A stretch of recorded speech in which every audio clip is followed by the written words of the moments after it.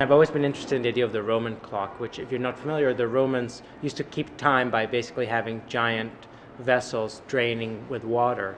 And then they had marks, when it had drained this much, that was, noon. When it had drained this much, it was 3 p.m. And they would fill them with water each day at the beginning of the day, and you could just see what time it was.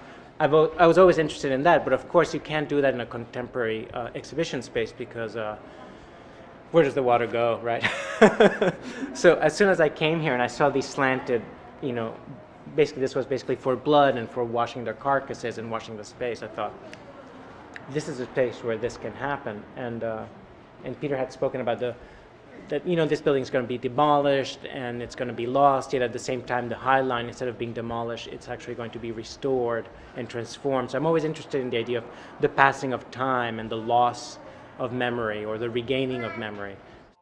It's sort of like an archive I'm building that has been modeled after Sumerian clay tablets. So it's writing onto unfired clay, but instead of using cuneiform, written with a reed, I've actually just transformed mechanical typewriters so they get wet slabs of clay go into them, and I just type into the wet clay, and then I take it out and I just dry it.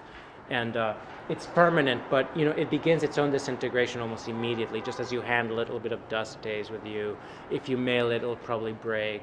And it'll just slowly go on an eternal movement towards final decay back to dust. And what this tablet has, is sort of the first installment of the project, is the code of the oldest web page that is still online. Each generation never thinks that they will forget the most important thing for them at the moment, and yet that's a dynamic that happens over and over and over again.